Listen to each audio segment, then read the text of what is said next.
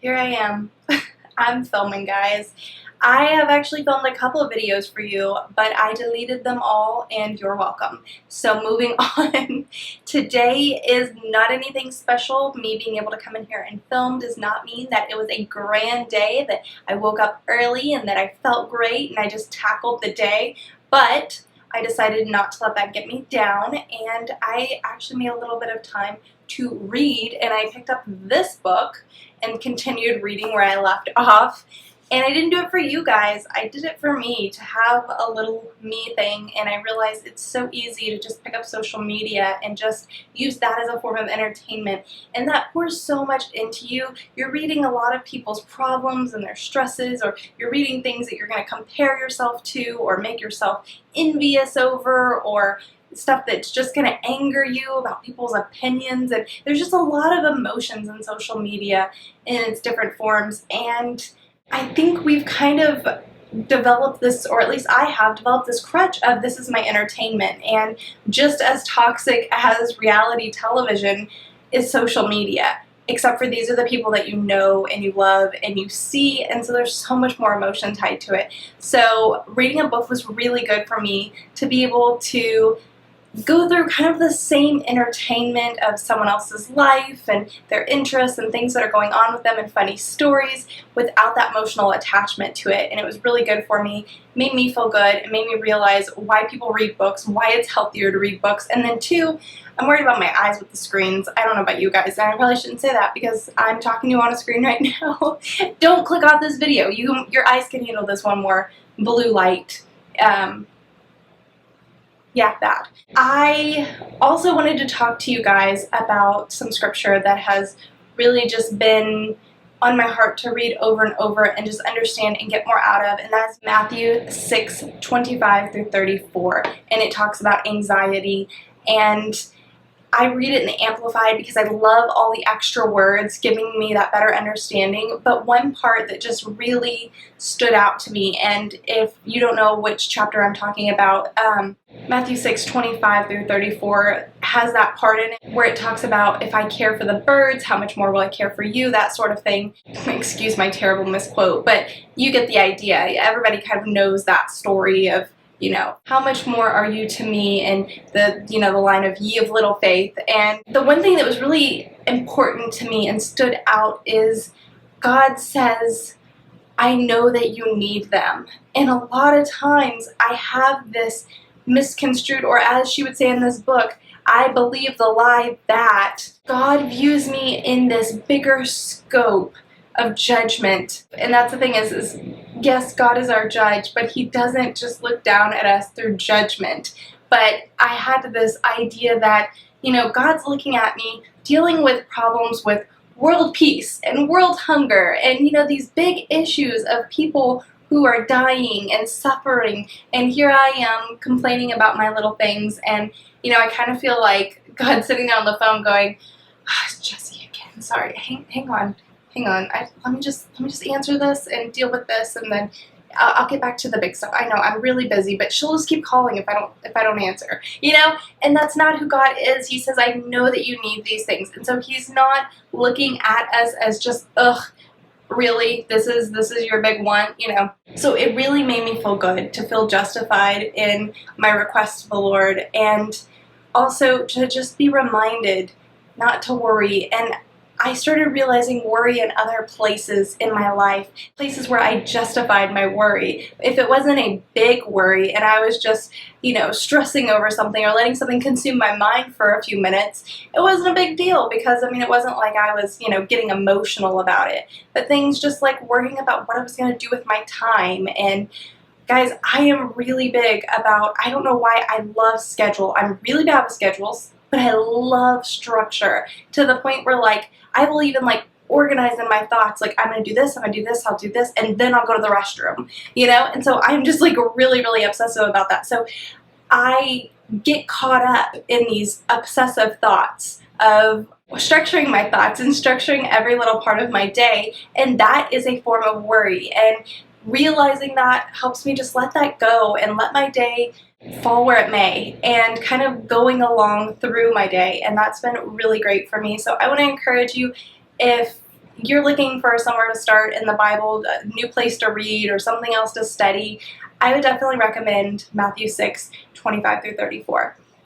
Also, the real reason I wanted to do this video was when I was reading Girl Wash Your Face. I always want to put a go in there, like girl, go wash your face, but it's just girl wash your face.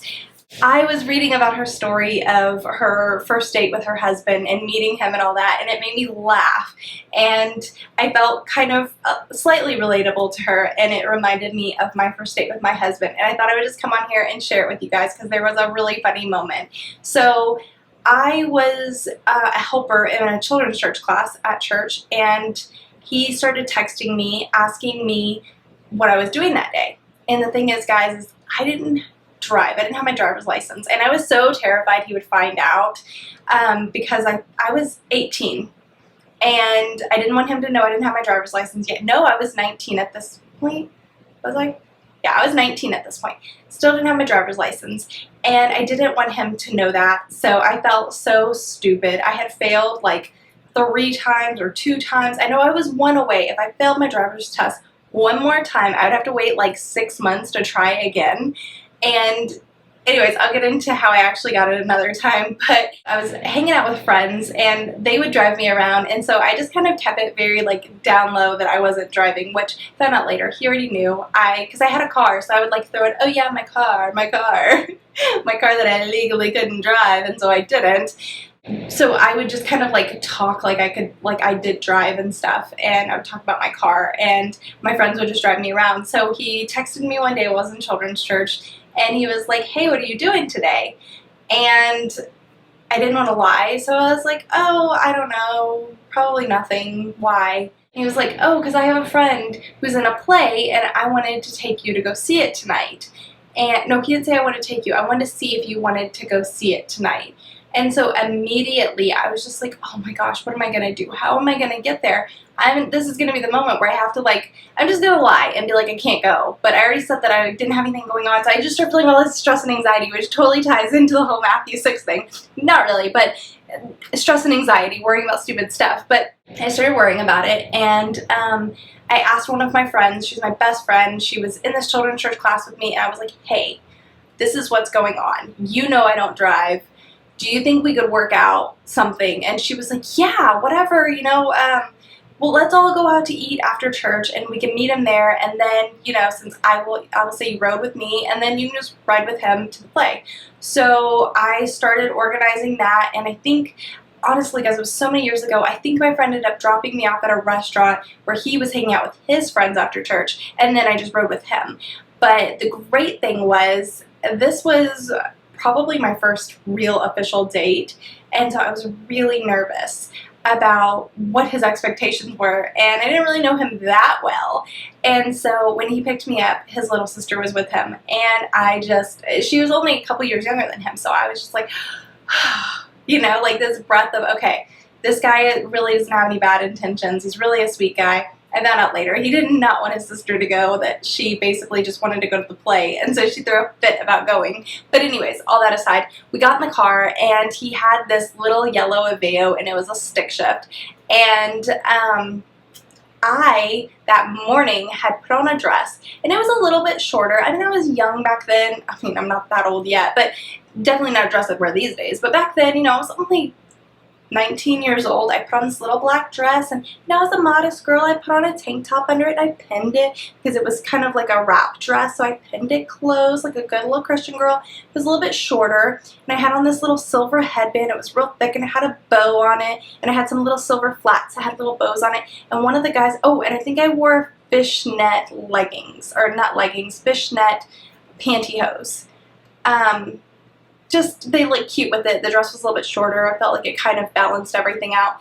And one of the guys who I went to church with just randomly told me that I looked like a Playboy bunny that morning, and I was mortified. So as soon as he asked me on this date, I'm already like overly aware of what I'm wearing and what the perception of me could be. So his sister being there was amazing. I was like, okay, you know, there's at least like a chaperone on this date, so nothing's, you know, nothing inappropriate is going to happen, being a good little Christian girl.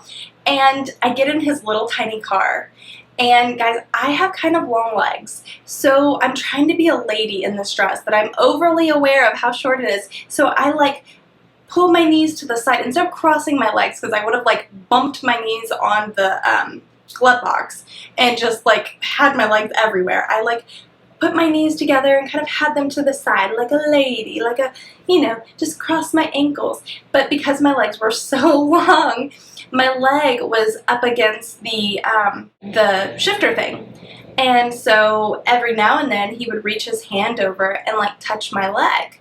And I'm thinking, are you kidding me right now? Your sister's in the back seat, like, this is our first date. I don't even know you that well. Why are you trying to put your hand on my leg? And just every time he would just rest his hand right there by my leg, I would be a little bit more offended. And I could just feel the anger building up. Like I was about to tell this boy off. Even if I had to get out of this car and call my friend to come get me, like I was not going to do this. This was not cute. I was not going for it. Like